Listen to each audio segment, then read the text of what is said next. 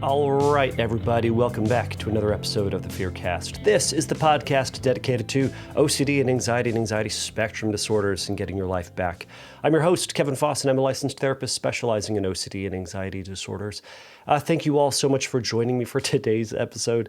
This is a standard question we've got. Well, it's not a standard question. It's a audio question, which, as you all know, standard questions go to the tippity top of the list. This is a question and answer based podcast. If you have questions about OCD and anxiety stuff, give me an email. Go to fearcastpodcast.com. You can send me a message there by clicking on the submit a question link. You can send a message. You can send an audio message by clicking on the speech pipe button or speak pipe button.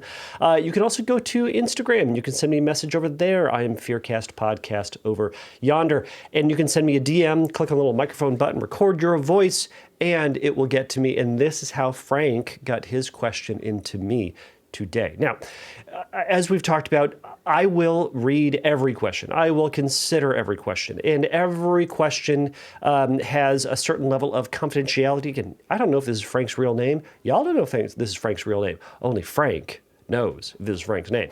But you can send me these questions and call yourself whatever you would like. But the voice questions, the audio questions go to the top of the list because they're fun, they're interesting, they're real people. They're not just audio or having to listen to me yammer on about it.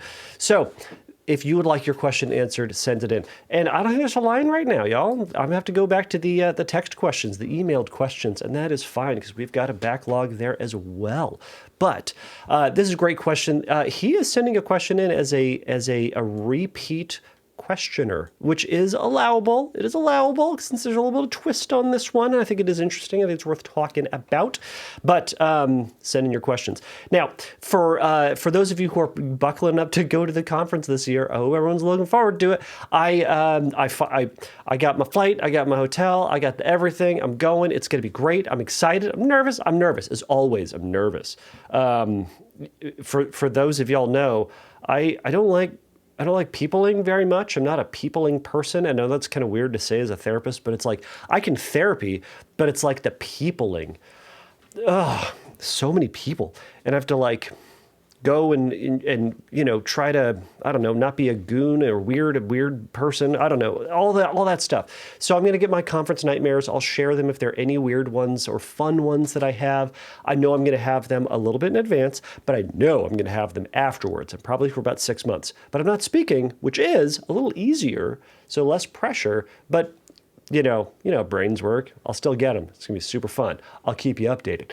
But for those of you who went to the OCD SoCal conference, so it was like kind of the mini conference we have down here, the speaker series, I hope it was great. It hasn't happened yet. I'm recording in advance of that. I am speaking on. I'm speaking with my colleague Mary Neustetter.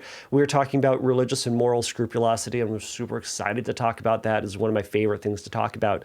And but if you were there and you heard us, awesome. And I hope if you didn't hear us, I hope you heard something or went to something that was helpful, that was encouraging, that was supportive, and that helps you move the can down the road. So why don't I get into Frank's question, and then I will answer it. I'll be back. Hi, Kevin. This is Frank.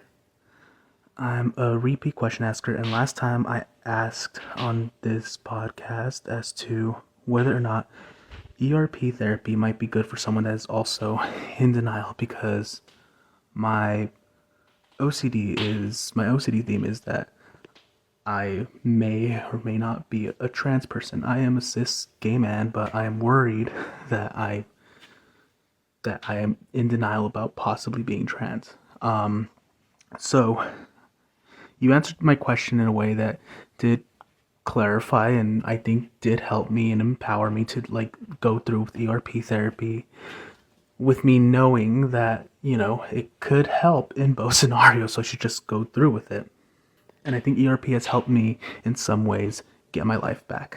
But sometimes the intrusive thoughts come back and I find myself not being able to engage. I find myself being unable to disengage. Just to give a little bit of background, because I don't think I really did that. So I've dealt with other themes in my life. I had my first bout with this theme of whether or not I'm trans when I was about 16. And I think that it was really fear of like, oh my God, am I going to come out as something else? Am I going to come out as something else? Because it took a lot of courage for me to come out as gay. What if I come out of something else? What if these thoughts that I have where like I emulate women, or these thoughts that I have where I imagine myself in place of the female characters, but as just me in my current body, what if that's a sign? What if that means something? What if, and those thoughts, I don't know how those thoughts ended up flowing away, how that those doubts started to flow away, but they started flowing away in my early 20s when I felt like I was really coming into my own. But these thoughts ended up getting replaced with another theme.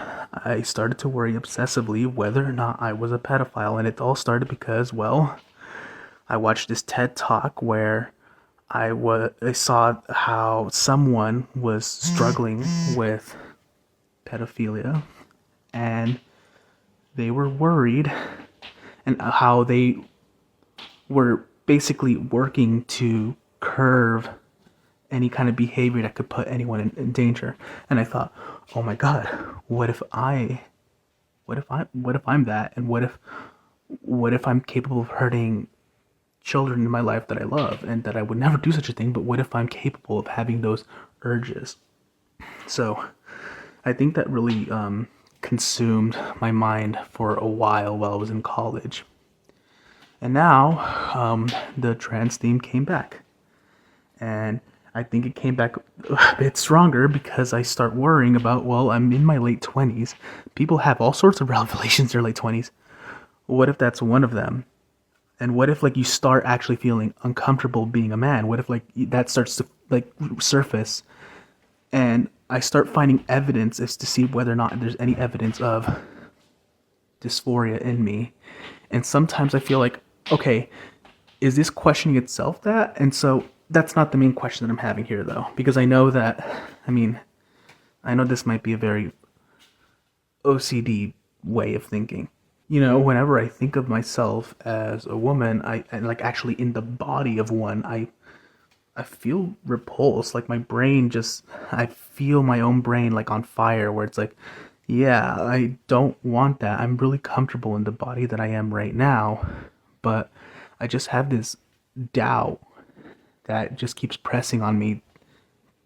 Thinking back to the times in my childhood where I did something gender non-conforming, or thought something gender non-conforming, and now I'm like thinking, well, what could that mean? What could that mean? So fast forward to now. I've had some moments of introspection. I had a conversation with my partner, and I realized in that conversation that my tendency to procrastinate on things, my tendency to always leave things for the last minute, to not do things, to not take risks, is because I'm scared of failing. And I'm also scared that other people see that failure and will be mad at me and disappointed in me. And so I end up relying so much on a conviction of others. And I started to worry, oh, what if this conviction, what if I rely so much on the conviction of others that it's even affected my identity? And my brain is like latching onto the narrative like, oh, you might be trans. And so now I'm just worried. And my question is, how do you disentangle when you're actually having a moment of actual, probably valuable introspection from OCD? How do you actually disentangle that? Thank you so much for giving this platform to people that struggle with OCD and anxiety, and I hope you have a great day. All right, Frank, thank you so much for that question.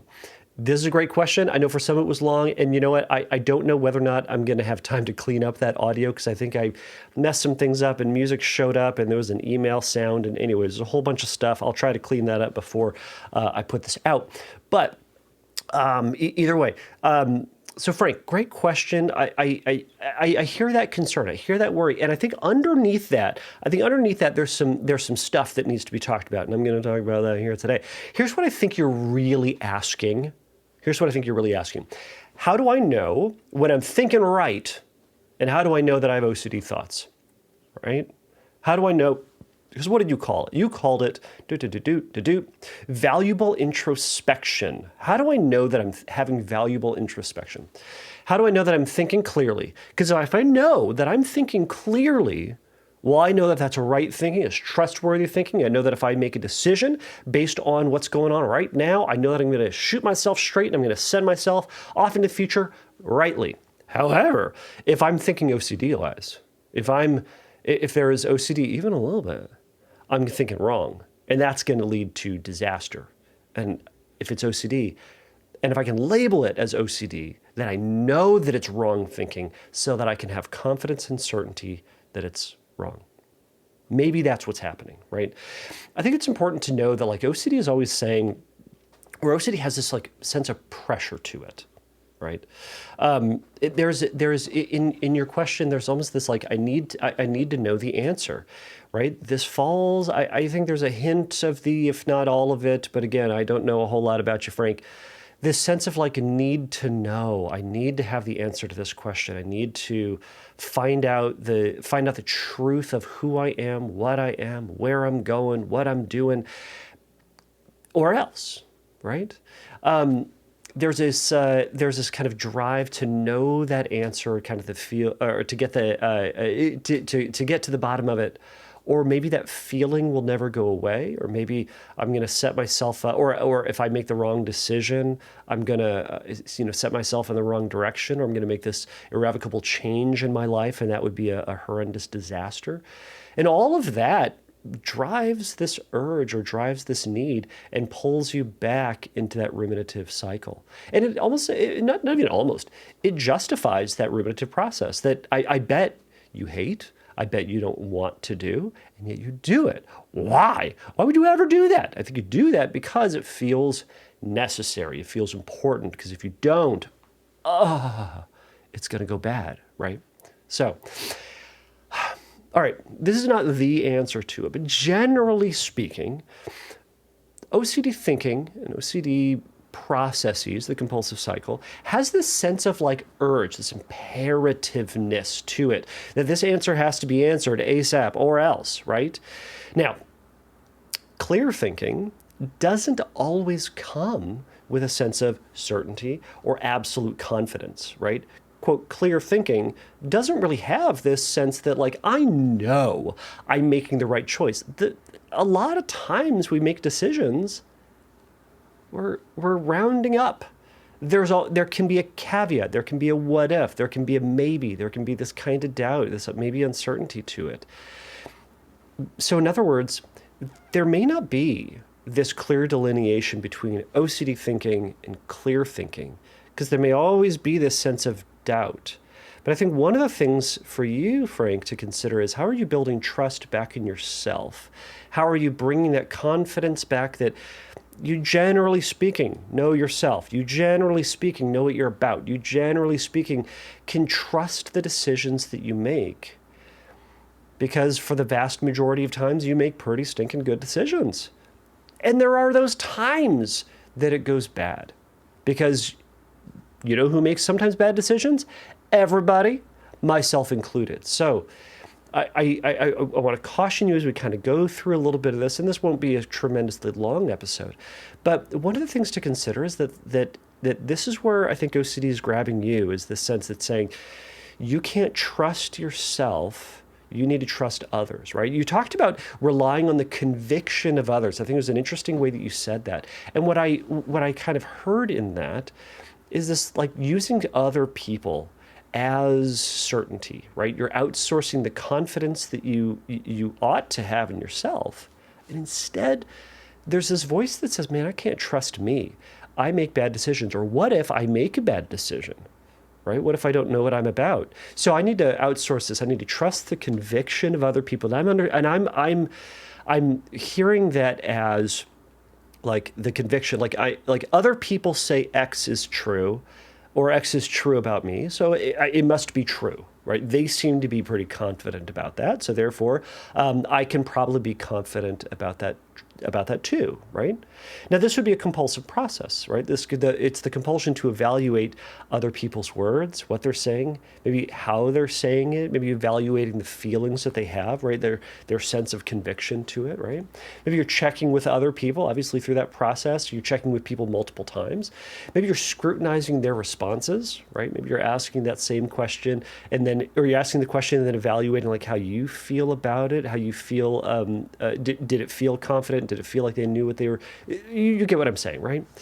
As well as just checking your own feelings in general, right? Do I feel like I'm trans? Do I feel like I want to be in somebody else's body? Do I want to have a body that is not my own, right? Or do I want to have a body that would feel more like my own? And when I imagine that, how does that feel in comparison to this one? Does it feel better? Does it feel right? And then there's no sense of certainty. Now, I will say, you did acknowledge that when you think about that, it ain't for you, right? What is that thought process like? What does it feel like when you get to that place? Because I've talked about this before. We've talked about the what I call trusting your compulsive conclusion, right? You're defending something. You're trying to fight for something. There's something that you believe to be true about you, about your life, about yourself, your character, etc. And there's this question that's coming up that's throwing that into doubt and asking you to not believe that or saying that you don't really know. And that's uncomfortable. And that brings you to that worry. That's part of that justification. I need to know, because what if I don't know? Well, let me get back into the thought process, right? But oftentimes you're fighting for something deep down, I think you're going like, no, this is who I am. But the OCD doubt shows up, that feeling, that urgency, that imperative that draws you towards something that does not feel like you. And that's what we call ego dystonic. It does not feel like you, but it feels anxiety provoking. It feels uncertain and it feels scary, right?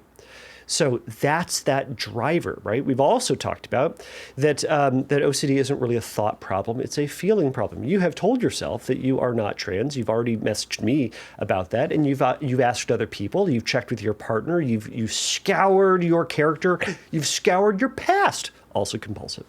And you still feel like you are who you are, a cis gay man. And then your brain goes, but people discover stuff all the time. And boy, you're in your 20s.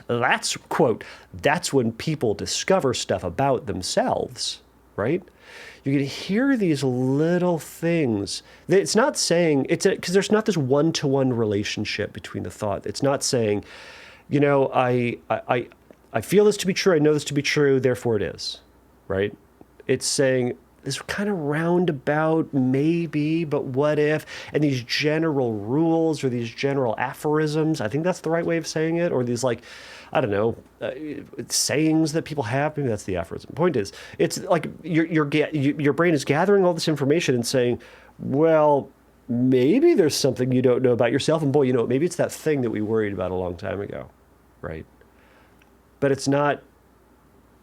It's not a clear line. And I think that's an important thing to recognize, that it's this roundabout way, right? So this is the sort of stuff that ICBT gets at. And then it would get into like, what would you need to know? What would you need to believe? What would you need to have now be true or see or experience for you to have that direct line? In other words, what is it that you don't have that your brain is filling in or suggesting otherwise, right? I also had this question. I wonder if, and this has, I don't know if this has anything to do with anything, but I wonder if like watching that TED talk back in the day, I wonder if there was something about that like seeing somebody else worry about whether or not they were a pedophile or whether or not they ought to be worried about pedophilia. I wonder if like their doubt spawned this question for yourself of like, well, they doubt, maybe I should doubt, because you trust the conviction of others, right? You're outsourcing your confidence to other people. That dude's not confident. Oh my gosh, maybe I shouldn't be confident either about who I am. I should doubt. So therefore I should check. Because remember, other people know, because I certainly don't. He doesn't know, right? Just something to consider. So one of the ways to think about this is as you're starting to build this confidence in yourself again, or try to bring a little bit of that back, I want you to start to build your awareness of when you are doubting yourself and how you are doubting yourself.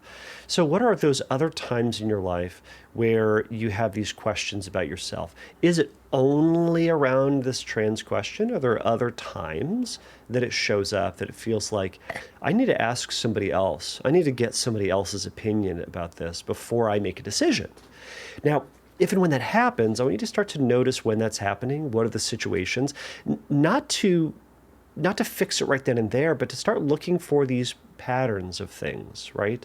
And then what would it feel like and what would it mean for you if you didn't ask the other person, right? If you just either didn't ask them and you made a decision yourself, or if you didn't do anything about it, would there be that fear that this feeling is never going to go away? Would it be that your world is going to crumble? Is it that you're automatically going to make these bad decisions? Right? Starting to build these patterns and to look at what the outcomes are, right? What was really coming to mind in terms of building this is looking at is considering it from the inhibitory learning model approach. And what that really does is it puts like certain specific situations to the test where you are where you're thinking about a certain situation where you have this doubt, and you consider what are my safety behaviors? What do I do in this moment to get a sense of certainty or confidence and to be able to manage this feeling, right? So for you, it might be asking your partner, it might be checking with somebody else, it might be scouring your memories from your past, it might be evaluating your feelings, it might be really looking at other people's responses or behaviors, right? Or reflecting on past times when people have said really confident things that you could trust about who you are. And to say, you know what, rather than getting into that, I'm going to sit with not knowing. And that might look like intentionally making the decision there. It might be saying, I'm going to delay this, and instead of ruminating about this, I'm going to try to go do the dishes, I'm going to go to work, I'm going to get a redirect back and send some emails and get involved with work again, or whatever it is that you're doing or could do to try to get back to your life, right?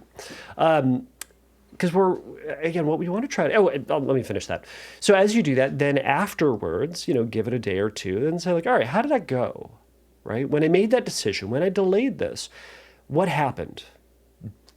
Did life blow up? Did I discover something terrible about myself? Did everything in my life change? Did I hurt other people? Did I hurt myself in that process? Or did nothing happen? Right? Did you notice that you felt anxious and uncomfortable and uncertain about things? And did that feeling eventually pass? Were you able to not get the answer and life still go on and find yourself back to a sense of more or less confidence with yourself, right? Now we can start to see that pattern, and when you start to reflect on that arc of anxiety, you start to recognize, and hopefully you can remind yourself that this feeling, as uncomfortable it is, will eventually pass. I just need to let it pass, and I'll eventually get to the other side of it, and I can maybe make a decision then or not, right? Because not everything needs a decision. Not every decision we need to make. It will develop, or it will come, or new information will arise, and we will make new choices.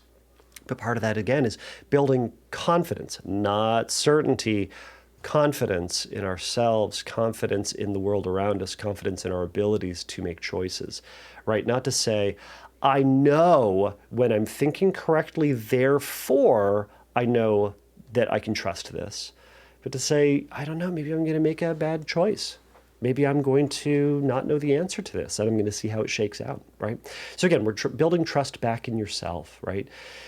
The way that we do that is we trust ourselves over time. And we start to see in various situations, we start to see that you make pretty good choices and you know yourself pretty well. But we need to put ourselves in that situation. We need to trust ourselves in the process. And then we need to see what happens. Right. So I wanted to give you some exposure ideas, some things to think about. Obviously, response prevention is going to be the most important thing, right? Some of that may be recognizing that you have that urge, right? Remember that urge we talked about at the top of this? That, oh my gosh, I've got to figure this out right now. Well, first, recognize that that is a feeling. That's a feeling you didn't have like 10 minutes ago. it feels like it requires this action for you to separate from the moment to go and do this or else, right? But you can sit with that. So first off, when anxiety first shows up, you can use that as a moment of exposure, because it is, right? But that's where you're saying, okay, this feeling has come, and now I'm going to sit with this feeling. And I'm going to see what it's like, and I'm going to let it be there. I'm not going to indulge it. I'm not going to make it bigger, stronger, more terrible. I'm just going to ride this feeling out and notice how it shows up in my body, how the uncertainty feels, how the urge feels to do or to check or to ruminate or to evaluate. I'm going to notice how it shifts and changes. I'm going to observe it. I'm going to notice and be curious about it, right? And we're going to let that feeling pass. Now, we've talked about on this podcast anxious drunk, all right? So, I don't know if you've ever been drunk before, but some of us have. And when you've had too much, you're not thinking very clearly. You're not your normal self. Now, you know why you're not in that normal self, because you are hammered. But what we do in that is we go, okay, I'm not thinking as clearly. I might be overwhelmed by a certain feeling. I might be disregarding certain bits of information. I might be overemphasizing other bits of information, and might be feeling things that are odd or off, right? The alcohol, that's what you're feeling. What we don't do in that is say, this is who I am. I need to make all the decisions. We don't go like, man, I'm really hammered right now. Or I need to make a big, life-changing, big decision in my life. Better get drunk first. What do? If we are in that place, we wait. We take care of ourselves. We don't make the decision right then and there. We delay. We drink a Gatorade. We try to go to sleep. We don't keep drinking. And we eventually wake up, and eventually the booze leaves your system and you get back to your normal, typical self. It doesn't mean that you make all the right decisions as a normal, sober person, but it certainly is better than that time that you were overwhelmed by something. Now, anxious drunk is similar.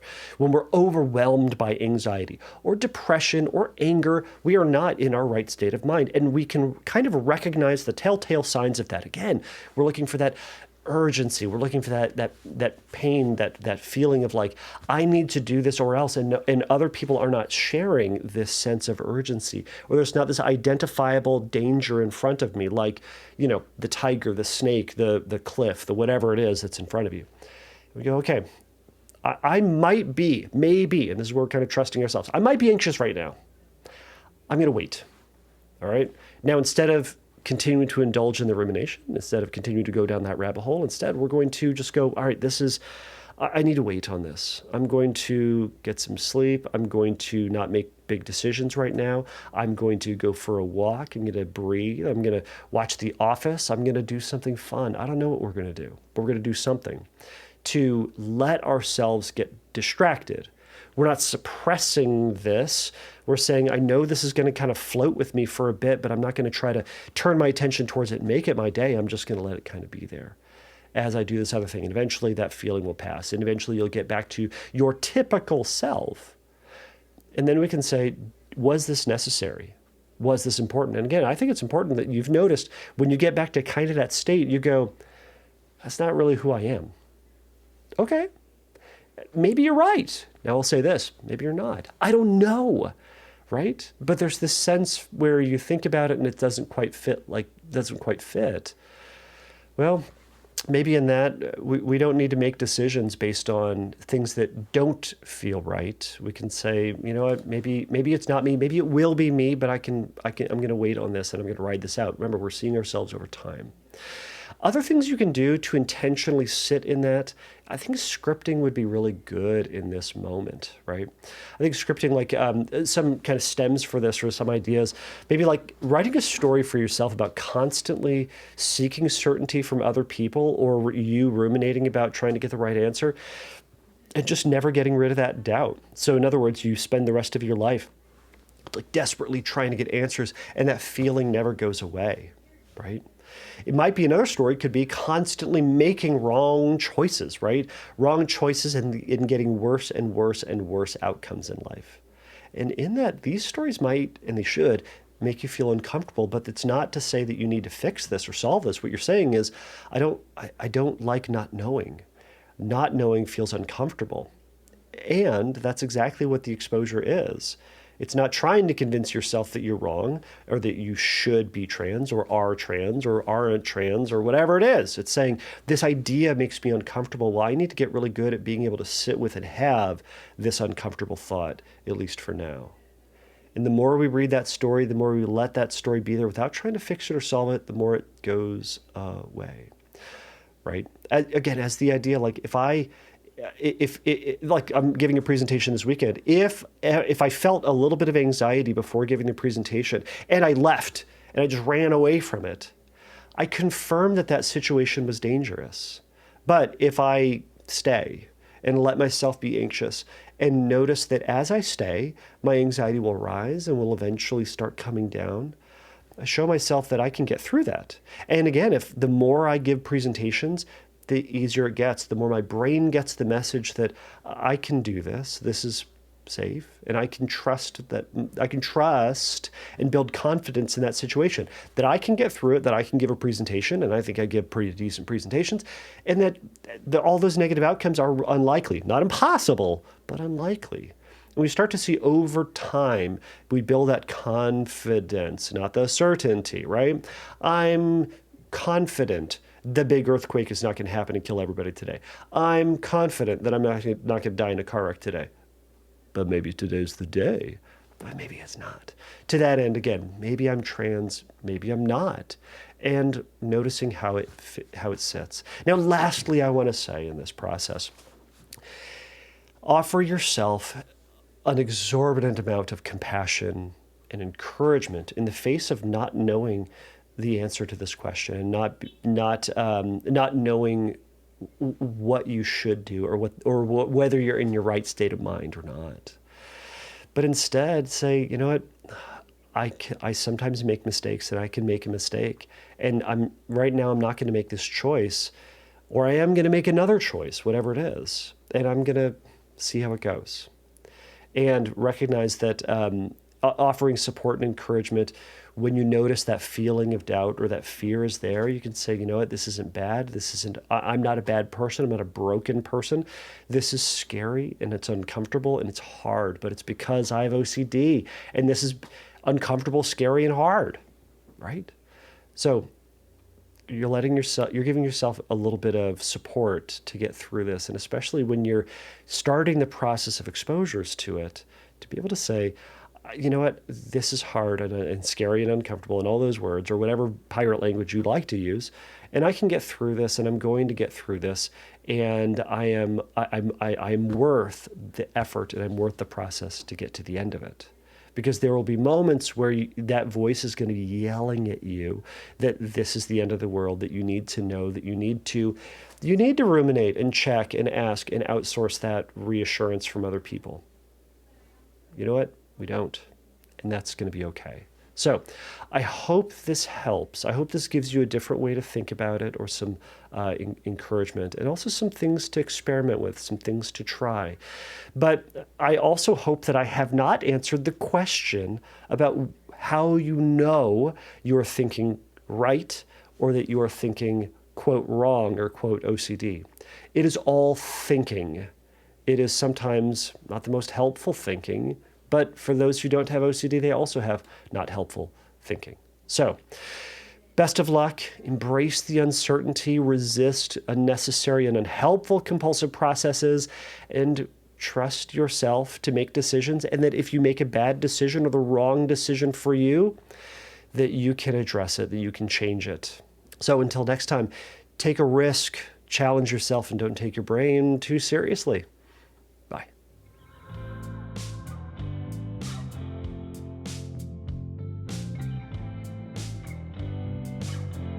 Thank you for listening to the Fearcast. If you would like your question answered on a future episode, please click on the Submit a Question link at fearcastpodcast.com. If you would like your question answered sooner, please send me a recording of your question to questions@fearcastpodcast.com or by sending me an audio message through Instagram by DMing me at fearcastpodcast on Instagram.